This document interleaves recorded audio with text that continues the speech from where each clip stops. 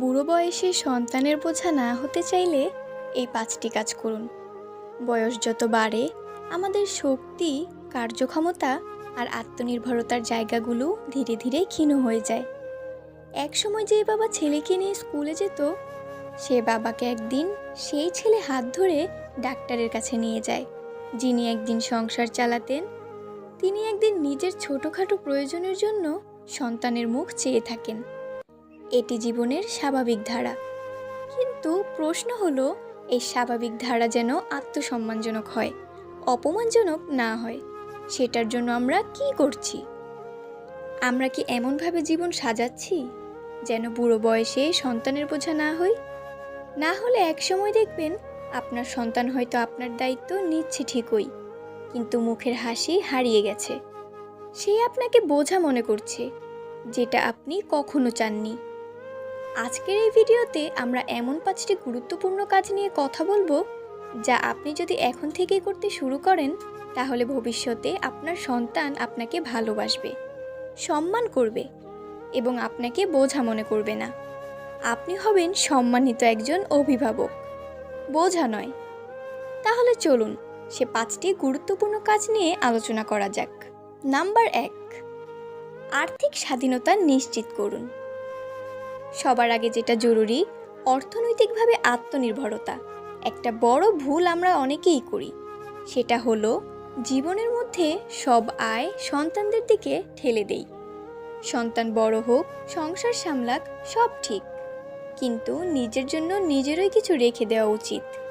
নিজের জন্য কিছুই রেখে দেই না, ভাবি ছেলেমেয়েরা আমাদেরকে দেখবে, কিন্তু বাস্তবতা ভয়ঙ্কর। অনেক সন্তানের এই সক্ষমতা বা মানসিকতাই থাকে না পিতামাতার সকল দায়িত্ব নেবার। তখন আপনি পরিবর্তনশীল হয়ে পড়েন, যা আপনাকে সবচেয়ে বেশি কষ্ট দেয়। তাই এখন থেকেই এমনভাবে চলুন যেন বুড়ো বয়সে আপনার খরচ চালানোর মতো কিছু সঞ্চয় থাকে। যদি সম্ভব হয়, পেনশন, প্রভিডেন্ট ফান্ড, স্থায়ী আমানত অথবা এমন কিছু ব্যবসা যেখানে আপনি সরাসরি কাজ না করলেও লাভ পেতে পারেন। এই ধরনের উপায় রাখুন। যারা চাকরি করেন তারা 40 বছর থেকেই ভবিষ্যতের জন্য আলাদা করে টাকা জমাতে শুরু করুন। যারা ব্যবসা করেন তারা ব্যবসা থেকে সঞ্চয় করুন। ভবিষ্যতের জন্য একটা ইমার্জেন্সি ফান্ড গড়ে তুলুন, কারণ দিন শেষে টাকা আপনার সম্মান, আপনার স্বাধীনতা নিশ্চিত করে। অর্থের অভাবে আপনি নিজেকেই ছোট মনে করবেন, আর সন্তানেরা যদি খরচের চাপে বিরক্ত হয়ে পড়ে, সম্পর্কের সৌন্দর্য হারিয়ে যাবে।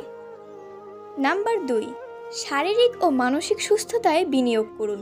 বুড়ো বয়সে সবচেয়ে বড় যুদ্ধটা হয় শরীর আর মনের সঙ্গে।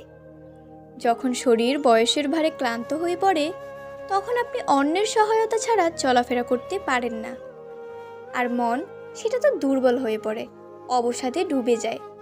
এজন্য এখন থেকে শরীর ও মনের যত্ন নেওয়া শুরু করুন। প্রতিদিন অন্তত 30 মিনিট হাঁটাহাঁটি করুন। স্বাস্থ্যকর খাবার খান। অপ্রয়োজনীয় ফাস্টফুড এড়িয়ে চলুন। নিয়মিত স্বাস্থ্য পরীক্ষা করান। বিশেষ করে 45 পেরিয়ে গেলে মানসিকভাবে সুস্থ থাকতে হলে নিজের পছন্দের কিছু করুন। কবিতা পড়া, বই লেখা, গাছ লাগানো, মসজিদে যাওয়া, সমাজসেবায় যুক্ত হওয়া, যা কিছু মনকে শান্ত করে তা করুন। বয়স বাড়ার সঙ্গে সঙ্গে যদি আপনি শারীরিক ও মানসিকভাবে শক্ত হয়ে থাকেন, তাহলে আপনি নিজের কাজ নিজেই করতে পারবেন। সন্তানের ওপর নির্ভরশীল হওয়ার প্রয়োজন পড়বে না। আর আপনি যদি সবসময় অসুস্থ থাকেন, চিন্তিত থাকেন, মানসিকভাবে ভেঙে পড়েন, তাহলে সন্তানদের ওপর একটা অদৃশ্য চাপ পড়ে, যা ধীরে ধীরে বিরক্তিতে রূপ নেয়। সুতরাং সুস্থ থাকুন, এটাই হবে আপনার সবচেয়ে বড় দায়িত্ব। নাম্বার 3, সম্পর্ককে চাপে নয়, ভালোবাসায় গড়ে তুলুন। অনেক সময় বাবা মায়েরা সন্তানদের ওপর অযথা নিয়ন্ত্রণ আর নির্দেশনা চাপিয়ে দেয়। আমি তোমার বাবা, তোমার এত দায়িত্ব, তুমি কি করছো না করছো সব আমাকে বলতে হবে। এই ধরনের কথাবার্তা সম্পর্ককে বিষিয়ে তোলে। আপনার সন্তান বড় হয়েছে, ওর নিজস্ব জীবন আছে। আপনাকে ভালোবাসে মানে এই না যে সব সময় ও আপনার মতো চলবে। ওর নিজের মতো থাকবে, নিজের পরিবার থাকবে। আপনার সঙ্গে সম্পর্ক রাখতে বাধ্য নয়, সেটা গড়ে তুলতে হয়। তাই এখন থেকেই সন্তানের সঙ্গে বন্ধুত্বপূর্ণ সম্পর্ক গড়ে তুলুন। ওর কথা শুনুন, ওর মতামত সম্মান করুন। ওকে শুধু উপদেশ দেবেন না, মাঝে মাঝে নিজের ভুল স্বীকার করুন। যত বেশি আপনি ভালোবাসা দিয়ে সম্পর্ক গড়ে তুলবেন, তত বেশি ও আপনাকে শ্রদ্ধা করবে। আর যত বেশি আপনি সম্পর্কের ওপর কর্তৃত্ব চাপাবেন, তত বেশি সে আপনার কাছ থেকে দূরে সরে যাবে। একটা কথা মনে রাখুন, বুড়ো বয়সের সন্তান যদি আপনাকে বোঝা ভাবে, তাহলে আপনি হয়তো নিজের জীবনে কোথাও না কোথাও এমন কিছু করেছেন যেটা সম্পর্ককে ভারী করে দিয়েছে। নাম্বার 4, নিজের ব্যক্তিত্ব ধরে রাখুন। সব কিছুতে হস্তক্ষেপ করবেন না। অনেক বাবা মা রয়েছে যারা বুড়ো বয়সে এসে সন্তানের সংসারে হস্তক্ষেপ করা শুরু করেন। ছেলে কি কিনলো, বউ কি পরলো, কার সঙ্গে দেখা করলো, সব কিছুতেই মতামত দেন। এতে সমস্যা হয়, সন্তান বিরক্ত হয়, পুত্রবধূ বা কন্যা জামাই রাগ করে, পরিবারে অশান্তি বাড়ে। আপনি যদি সবসময় হস্তক্ষেপ করেন, তাহলে একসময় সন্তান বলবে, বাবা তুমি থাকো, কিন্তু নিজের মতো থাকো। এই নিজের মতো মানে অনেক সময় এক ঘরে করে দেওয়া, একা করে দেওয়া। এই অবস্থা থেকে বাঁচতে হলে আপনাকে নিজের ব্যক্তিত্ব বজায় রাখতে হবে। অন্যের সংসারে কমেন্ট করা, হুকুম করা, এই অভ্যাস ছাড়তে হবে।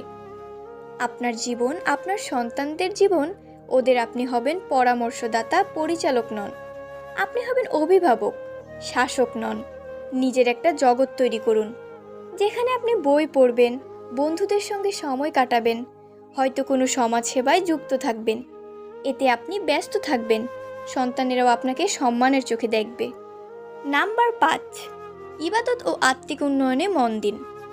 বয়স বাড়ার সঙ্গে সঙ্গে মানুষ আল্লাহর দিকে বেশি ঝুঁকে পড়ে, এটাই স্বাভাবিক।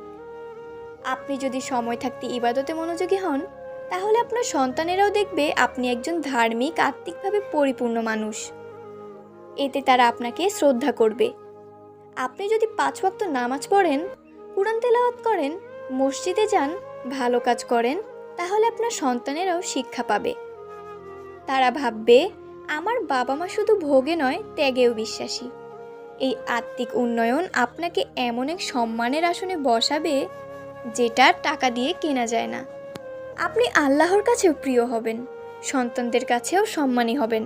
সবচেয়ে বড় কথা, যে ব্যক্তি নিজেকে আত্মিকভাবে উন্নত করে, সে দুনিয়ার অভাব অভিযোগে কম কষ্ট পায়। তার মন শান্ত থাকে, সন্তুষ্ট থাকে। এই মনই আপনার বুড়ো বয়সকে গৌরবময় করে তুলবে। জীবনটা খুব বড় কিছু নয়, কিন্তু এর প্রতিটি অধ্যায় গুরুত্বপূর্ণ। আপনি হয়তো এখন সুস্থ, শক্তিশালী, কর্মক্ষম, কিন্তু একদিন আপনি হবেন বয়স্ক, দুর্বল, পরনির্ভরশীল। তখন আপনি কি চান? আপনার সন্তান আপনাকে সম্মান করুক, ভালোবাসুক, নাকি বিরক্ত নিয়ে আপনার দায়িত্ব পালন করুক? আপনার আজকের সিদ্ধান্ত নির্ধারণ করবে আপনার আগামী বুড়ো বয়স কেমন হবে। আপনি বোঝা হবেন নাকি আশীর্বাদ, সেটা আপনি নিজেই গড়ে নিতে পারেন। আসুন আমরা সবাই সেই কাজগুলো করি যেগুলো আমাদের বুড়ো বয়সে সম্মানের, ভালোবাসার, আত্মনির্ভরতার এক রূপ দেবে। সন্তানদের কাছে আমরা হয়ে যাব আশীর্বাদ স্বরূপ, বোঝা নয়। ভিডিওটি ভালো লেগে থাকলে শেয়ার করুন, কমেন্টে আপনার মতামত জানান এবং সাবস্ক্রাইব করতে ভুলবেন না। দেখা হবে আবার পরবর্তী ভিডিওতে। ততক্ষণ ভালো থাকুন, সুস্থ থাকুন এবং আমাদের চ্যানেলের সাথেই থাকুন।